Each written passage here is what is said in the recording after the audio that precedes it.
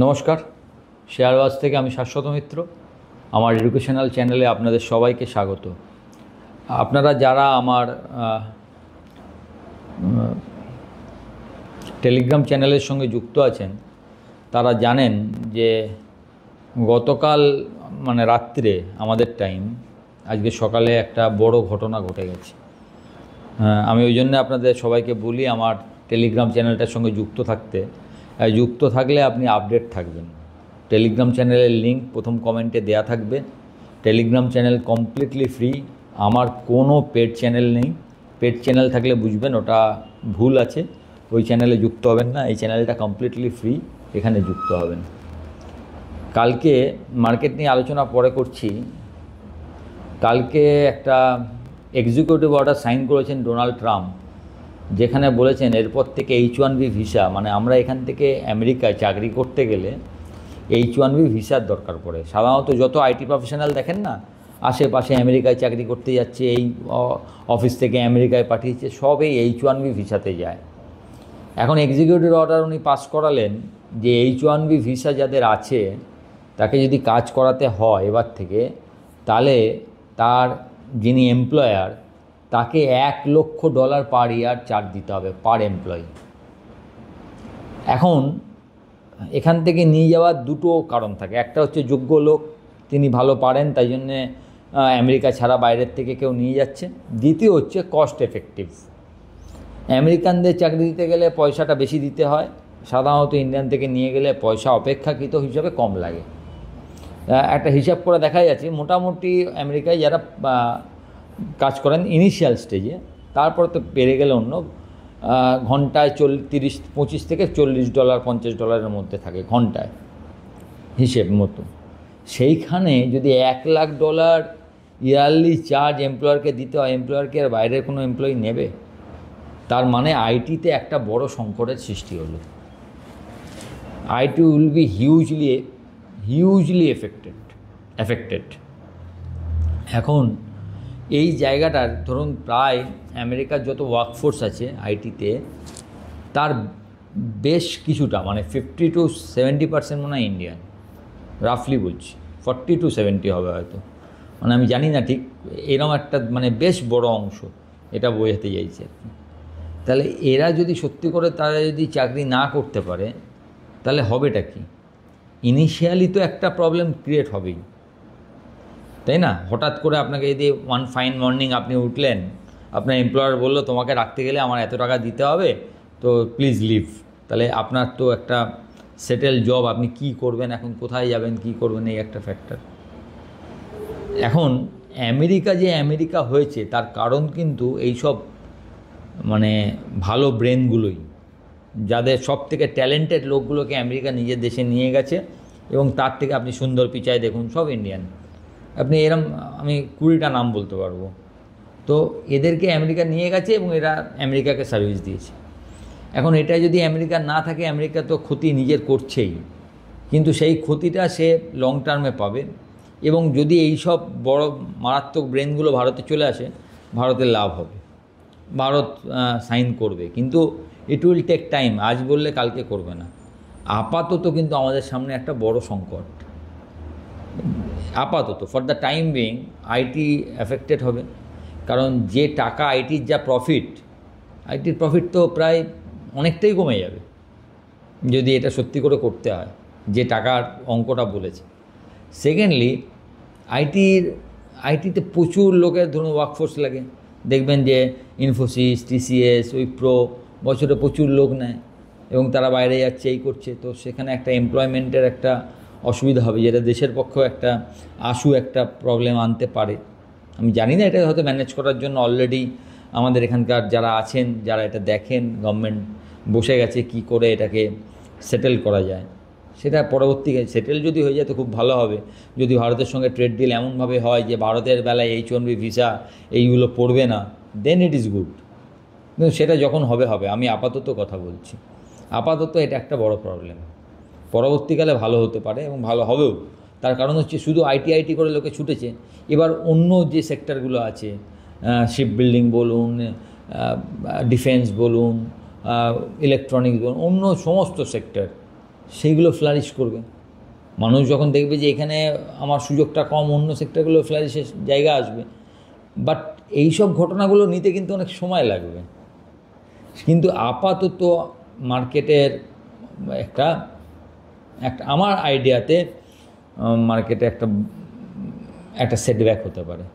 মানে যে হিসাবে আমরা ভাবছিলাম এক্ষুনি 25,700 হয়ে যাবে, 26,200 হয়ে যেতে পারে, আমার মনে হয় সেই জায়গা থেকে, এটা আমার ব্যক্তিগত মত, আমি জানি না ইন্ডাস্ট্রি কীভাবে নিচ্ছে। আমি আপনাকে শনিবার একটা ভিডিও করছি, আমার মতামত আমাকে জানাচ্ছি। আমার মনে হয় এটা আপাতত এই জায়গা থেকে মার্কেট একটু হোঁচট খাবে। এটা একটা বড় ইস্যু হয়ে যাবে বলে আমার মনে হয়, যদি না এই দুদিনের মধ্যে ডোনাল্ড ট্রাম্প কিছু চেঞ্জ করে, কারণ ওনার তো কোনো ঠিক নেই, আজকে বলে কালকে আবার চেঞ্জ করতে পারে। তো এটা হচ্ছে সবথেকে বড় ব্যাপার। এর আগে শুক্রবারে, মানে এটা দেখুন কোয়েন্সিডেন্সটা কীরকমভাবে হয়। শুক্রবার আমি আপনাদের যারা আমার টেলিগ্রামে আছেন তারা জানেন, আপনারা যারা টেলিগ্রামে এখনও যুক্ত হননি, আমি জন্য বলি যুক্ত থাকতে। আমি একটা লিখেছিলাম যে লো ভিক্স আছে না, ভিক্সটা যে খুব কম দেখছেন না, লো ভিক্স, এই লো ভিক্সটা ইজ ভেরি ব্যাড। মানে এটাই অনেক সময় অনেকে বলে লো ভিক্স হচ্ছে বড় র্যালি হবে, একটা সুন্দর র্যালির আগে লো ভিক্স হয়। কিন্তু আমি অভিজ্ঞতা থেকে, মানে এটা ডাটা, অভিজ্ঞতার কোনো ব্যাপার নয়, আপনি ডেটা দেখবেন, ডেটা বলছে যে লো ভিক্স মার্কেটে যতটা না শান্তি দেয় তার থেকে অনেক বেশি টেনশন প্রদান করে। 2007-8 বিলো 10 ভিক্স, 8-এর অত বড় কারেকশান 50%। 2017 লো ভিক্স, তারপরে প্রায় 10% কারেকশান। 2020 ঠিক হবার আগে লো ভিক্স 40% কারেকশান। 2023 ফেব্রুয়ারি মার্চ লো ভিক্স, তারপরে কারেকশান, তারপরে আবার বিশাল মার্কেটের ওপর।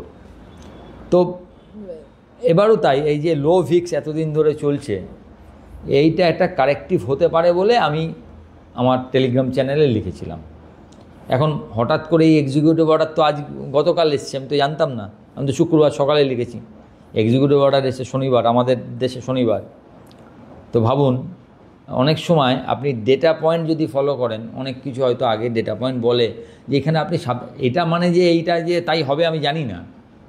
আমার মনে হচ্ছে এটা একটা মার্কেটকে আপাতত একটা জায়গায় দাঁড় করিয়ে দিল, অন্তত ওপরে যাওয়ার রাস্তাটা বন্ধ করে দিল। আমার তো আইডিয়া যে পরের দিন হয়তো এর মধ্যে 25,000কে আপনি আবার দেখতে পারেন, এটা আমার ব্যক্তিগত idea. I may be wrong, কারণ এই মার্কেটে আমি হয়তো একটা এক্সপেক্ট দেখছি, এর হয়তো আরও অনেক এক্সপেক্ট থাকতে পারে, যেটা এই মুহূর্তে হয়তো আমি বুঝতে পারছি না। আমি তো ফাইন প্রিন্টটা পুরো দেখিনি, কাদের এই $1 লাখ দিতে হবে, সেইটা এলে আর একটু ক্লিয়ার করে বলতে পারতাম। আমি একদম যে জিনিসটা দেখেছি, মানে নিউজটার ওপর দিয়ে আপনাদের বলছি। এবং আইটি, আপাতত আইটি নেগেটিভ হয়ে গেল। IT is now negative for market. IT আমার মনে হয় না, আপাতত আইটিতে এটা একটা বড় ঝটকা। এটা কিভাবে সামাল দেবে এই ওয়ার্ক, মানে ওখানে যদি চালাতে হয় কিভাবে লোক নেবে, খরচা একটু বাড়বেই। মানে প্রফিটেবিলিটি মানে মাইনাসেই যাবে না। আপনি ভাববেন না যে আইটি কাল থেকে একদম লস করতে শুরু, সেরম নয়। আইটির কী ছিল, আইটি প্রফিটেবিলিটি একটা হিউজ প্রফিটেবিলিটি ছিল। সেই জায়গাটা তো, সেই জায়গার জন্যই তো দাম দেওয়া, তো সেই জায়গাটা আপনার প্রবলেম হয়ে গেল। এটা একটা টেনশনের ব্যাপার মার্কেটের জন্য। মার্কেটটা দেখবেন, আমি বারবার বলেছিলাম, যখন নিচে গেছিলো 24,400, আপনাদের বলছিলাম এখান থেকে মার্কেট ভালো হওয়া উচিত, 25,200-300 যাওয়া উচিত, এত আমাদের ইকোনমিক ডেভেলপমেন্ট হয়েছে। কালকেও দেখবেন আরও একটা সংস্থা ভারতকে আপগ্রেড করেছে, নামটা মনে পড়ছে না এই মুহূর্তে, তারাও ভারতকে বিবিবি স্টেবল করেছে। তো ভারতের ইকোনমিক্যালি, মানে আমাদের যদি অর্থনীতির অবস্থা বলেন, আমরা সেরা অবস্থায় আছি সব কিছু নিয়ে। Highest GST collection, lowest inflation, tax cut, GST cut, মানে যা ইকোনমি, এবং তার সঙ্গে হচ্ছে very favourable banking policy. RBI, দুর্ধর্ষ আরবিআই পলিসি। আরবিআই কীভাবে আপনাদের সাপোর্ট করছে। তো এই সব নিয়ে লিকুইডিটি বলুন, ব্যাংক ফুললি লিকুইডিটি দিচ্ছে, এই সব নিয়ে তো মার্কেট ফাটিয়ে দেওয়া উচিত ছিল। কিন্তু ওই যে এফআইআই হয়তো এই যে এফআইআর দেখছেন না, আমি বারবার আপনাদের বলছি এফআইআর কেন শর্ট কভার করছে না। অবশ্য মনে মনে চাইছিলাম শর্ট না কভার কর, 26,000 গিয়ে কর, আর 27,000 গিয়ে বাই করবি, তাহলে তাড়াতাড়ি আমরা 30,000 দেখবো, এটা মনে মনে ভাবছিলাম। কিন্তু একটা সবসময় একটা প্রশ্ন আসছিল যে এফআইআর শর্টটা কভার করছে না কেন। এবার সেটাই বুঝলাম যে এটা একটা কারণ, হয়তো এফআইআর কাছে হয়তো এফআইআর ভাবছে যে না, মার্কেটে আরও অনেক কিছু আসতে পারে যেগুলো ভারতের জন্য ফেভারেবল নয়। ডোনাল্ড ট্রাম্প মুখে যতই বলুন না কেন, হয়তো ওনার কাজগুলো ভারতের জন্য খুব একটা ফেভারেবল হবে না, সেটা এফআইআর হয়তো ধরে নিচ্ছে।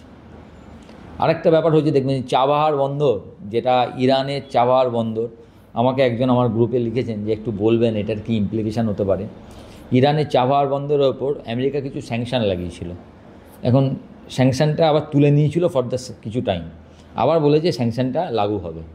তাই এটা কি ভারতের জন্য না, বন্দর চাবাহার বন্দরে ভারতের জন্য যে খুব বেশি এফেক্ট হবে নয়, যাদের একদম ওই বন্দর দিয়ে কিছু ব্যবসা হয় সেই সব যদি কোনো কোম্পানি থাকে, যেটা আমার জানা নেই এই মুহূর্তে, তাদের একটু এফেক্টেড করতে পারে। কিন্তু এটার জন্য যে পুরো ভারতে বিশাল কোনো এফেক্ট হবে আমার মনে হয় না। আরেকজন একটা শেয়ার বলছেন 950 টাকায় নিয়েছেন, আমাকে অনেকবার লিখেছেন, আমি রোজ বলবো ভাবি হয় না। ব্যাপার হচ্ছে শেয়ারটা ভালো, কিন্তু ভ্যালুয়েশন একটু আছে। আমি আরও একটু ভালো করে দেখে আপনাকে, আপনি একটা কাইন্ডলি একটা কাজ করবেন, যদি আজকে আমার ভিডিওটা দেখেন, আপনি আজকে আপনার হোয়াটসঅ্যাপ বা কিছু একটা আমাকে, আমার হোয়াটসঅ্যাপ নাম্বার তো আপনারা সবাই জানেন, 9330159841, 9330159841। এইখানে আপনি ওই কোম্পানিটার একটু লিখে দেবেন, আমি ওখানে আপনাকে অ্যান্সারটা দিয়ে দেবো। আর একটু ভালো করে দেখে, আমি শেষ মুহূর্তে দেখলাম আপনার ওই কোশ্চেনটা দেখে দেখলাম আরও আগের 8-10 বার খুব অনেক দিন হয়তো কমেন্টগুলো পড়া হয়নি, আপনি একই প্রশ্ন করেছেন, খারাপ লাগলো, সরি ফর দ্যাট যে দেখিনি। তো আপনি ওখানে আরেকবার একটু লিখে দেবেন, আমি ওখানে আপনাকে অ্যান্সার দিয়ে দেবো, আপনি পেয়ে যাবেন অ্যান্সারটা। সেকেন্ডলি হচ্ছে তারা এখন মার্কেট কি মনে হচ্ছে, দেখুন মার্কেট একটা 24,400 থেকে আমরা বোঝবার আগেই প্রায় কিন্তু এই যে বলছিলাম 1000 পয়েন্টের বেশি রান হয়েছে। এবং যারা আমার সঙ্গে যুক্ত আছেন তারা জানবেন, বৃহস্পতিবার সকাল থেকেই বলেছি এখান থেকে আর মার্কেট একটুখানি কারেক্টিভ হওয়া উচিত, সেখান থেকেই মার্কেট কারেক্ট করতে আরম্ভ করেছে। এখন এই খবরটা তো না আমার জানা ছিল না কারোর জানা, হয়তো যদি এই খবরটা না আসতো মার্কেট হয়তো 200-300 থেকে হয়তো আরেকবার বলেছিলাম, আরেকবার যদি এখান থেকে একটু কনসলিডেট করে তাহলে হয়তো 600-650 দিকে যেতে পারে। আমার মনে হয় এই খবরটা আপাতত মার্কেটের আপসাইডের সীমানা বেঁধে দিল, এটা আমার ব্যক্তিগত মত। আমি জানি না ডাউনসাইড কতটা হবে, হওয়া তো উচিত, কারণ আইটি পড়লে অন্য আপাতত বাঁচাবে কি, কোনো সব সেক্টরই তো কোনোটাই তো আন্ডার ভ্যালুড এই মুহূর্তে নেই। 24,000 থেকে 25,400 গেছে, আপনার প্রতিটা সেক্টরই তো কিছুটা বেড়েছে। তো বাঁচাবার সেক্টর একমাত্র ব্যাংকিং আছে, ব্যাংকিং কিছুটা ল্যাগার্ড আছে, বিশেষ করে প্রাইভেট ব্যাঙ্কগুলো। এইচডিএফসি চলেনি, এখন এইচডিএফসি যদি একটু ব্যাটার্ন নেয়, এইচডিএফসি নিচে আছে, এইচডিএফসি জায়গা নিতে পারে, রিলায়েন্স জায়গা নিতে পারে, যেহেতু অয়েল অ্যান্ড গ্যাস সেক্টর ভালো আছে, মেটাল ভালো চলছে, অটো ভালো চলছে। দেখা যাক কোনো ক্যাসকেডিং এফেক্ট হয় কিনা। আমার যেটা সবথেকে ভয়ের জায়গা হচ্ছে ক্যাসকেডিং এফেক্ট। ক্যাসকেডিং এফেক্ট মানে কি জানেন, একটা সেক্টরে খারাপ খবর অন্য সেক্টরের উপর একটা প্রেশার তৈরি করে, তখন বিভিন্ন সেক্টরে আপনি তো প্রফিটে বসে আছেন, আপনার মনে হতে পারে শুড আই বুক প্রফিট, আমি একবার কি প্রফিট বুক করে নিয়ে আপাতত মার্কেট থেকে একটু বেরোবো।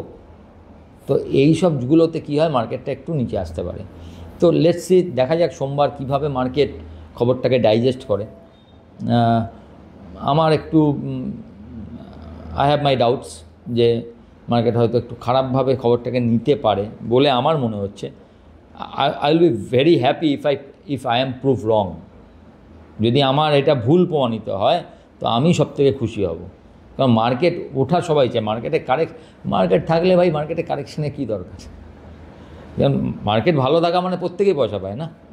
তো লেটস সি, কালকের দিন ভিডিও দিইনি, ওই জন্য আজকে আপনাদের জন্য ভিডিওটা করলাম। ভালো থাকবেন, ভিডিওটা ভালো লাগলে একটু লাইক শেয়ার করবেন, আর যারা প্রথমবার দেখছেন কাইন্ডলি একটু সাবস্ক্রাইব করবেন। আপনারা কেউ সাবস্ক্রাইব করেন না, ছেলেপিলে বলে যে তুমি তো এমনি এই কোনোদিন গেঞ্জি কোনোদিন এইসব পরে বসে ভিডিও করো, লোকজন ভাবে কি সাবস্ক্রাইব করবো, তাই জন্য ওদের কথাতে আজকে একটা কোট চাপালাম, দেখুন ভালো লাগে কিনা। ভালো থাকবেন, উইকেন্ড ভালো কাটুক, কালকে মহালয়া, সবাই দেখবেন। আপনাদের সবাইকে মহালয়ার আগাম অভিনন্দন এবং শুভেচ্ছা। নমস্কার।